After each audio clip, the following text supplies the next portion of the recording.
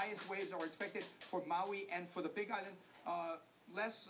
Smaller waves expected for Kauai, Oahu, as well as the south side of the Big Island. Kai, back to you. Thanks, Guy. We just got a new photo in. We want to check it out as well for the first time. Apparently, Ala Moana Beach Park being evacuated at this hour. Police and emergency crews are driving through the beach park. A viewer sent us this photo of a police officer clearing the area. Of course, a lot of people were out. It's still relatively early on a Saturday night, Halloween weekend.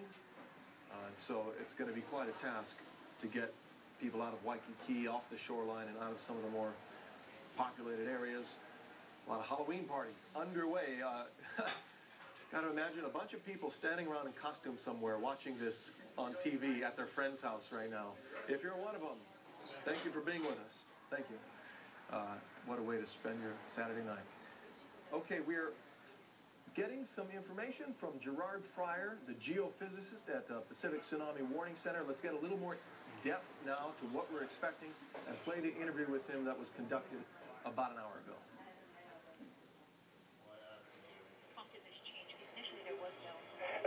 That's right. Well, initially we thought the earthquake was on land, and it was borderline, and it seemed like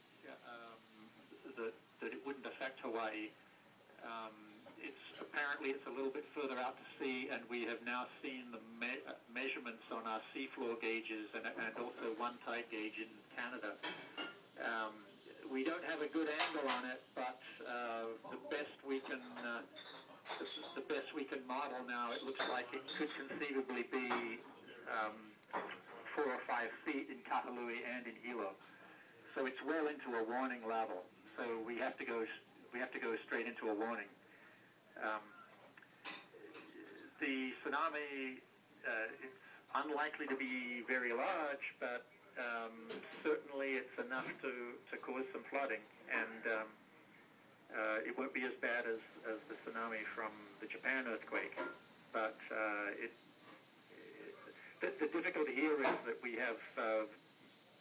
we're not going to get any more information about this thing before it happens. We have no other gauges that give us a good perspective on it. That's when the first wave arrives, yeah, and the shoreline is going to be dangerous for several hours after that, because the waves start sloshing around and reflecting between the islands.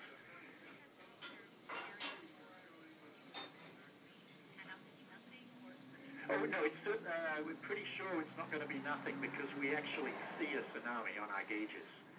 So we're pretty confident that something's coming. We're not sure quite how big it's going to be, but one of the models is definitely saying that it's well into the warning levels. One of the models says over 6 feet in Kahului. So, and our threshold for warning is 3 feet. Well, Kahului traditionally gets very large run-ups, just because of the shape of the bay. But unfortunately, the tsunami it constantly turns towards shallow water, and that means that all shorelines of all the islands are basically at hazard. So I'm afraid to say this is going to be an evacuation. Doing their measures now then? That's correct, yes. Working with civil defense and police? Yes, we just had our first conference call with them, and they agree with our assessment, yeah. Oh yes, we will be. Now we have issued a message. We will be issuing updates at least once every hour. However, it's unlikely that we'll have significant new information in those updates. We will at least see what's happening on the West Coast, because right now the tsunami hasn't reached the West Coast of the U.S. And we may get more reports from Canada. But right now, basically, we're working from 2 seafloor gauges and then a couple of gauges in Canada, one in the Queen Charlottes and one on Vancouver Island.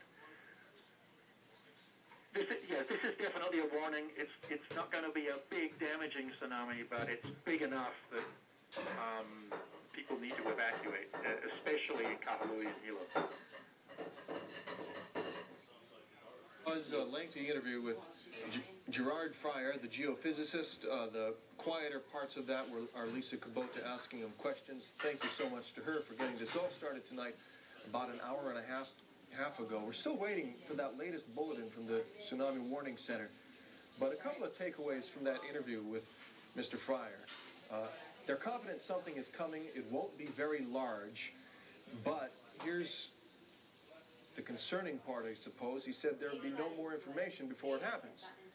There are no more gauges that give us a good sense of exactly what we're seeing. So we're basing our best information right now on the gauges that were closest to the area, the epicenter in Canada, at around 7 o'clock, or even earlier. And that's why they posted the warning based on all these models. And we know they get better with these models every time we go through one of these tsunamis. But that information is what we're going on, and apparently may be the most relevant information as we go forward for the next 2 hours until we actually see if it shows up and how bad it is. Guy's ready with more, Guy? Well, yeah, he's been very active over there in that area of the quake. They got about 7 big ones, starting with early this morning. And this one, the latest one, the one that we were concerning ourselves with, was the biggest one. It was at 5 o'clock this afternoon, Hawaii Standard Time. 7.7. Of course, obviously big enough to trigger a tsunami warning. Again, a tsunami warning is the highest threat level that the Pacific Tsunami Warning Center issues. That's because it looks like a tsunami is imminent. Again, what are we expecting? We're expecting a tsunami to come onto our shores sometime around 10:28 tonight. So if you live in a coastal area, you've heard the sirens already, evacuate as soon as possible. Now, how big is it going to be? At this point, we're thinking it's going to run about 5 feet over in Kahului, 4 feet over in Hilo. So think about the water level at one certain point, and then you add 5 feet above that, and then that surge just comes on in. It's obviously going to cause a bunch of damage along the coast. If you live higher up, like Kiai's been telling you, look inside your phone book, see if you're in a tsunami inundation zone. And if you are in an apartment building that's more than 4 floors high, get above the 4th floor, and you should be all right. Because especially we don't want the roads clogging up, because it could be a very, very bad situation. We've got Haleiwa about 1.5 feet. That's later on tonight, and the Kauai High is at 2 feet. That's on the west side of the Big Island. Let's go to Ramsey Wharton now. She's outside, and she brings us a live report. Aloha, Guy. I just want to give everyone a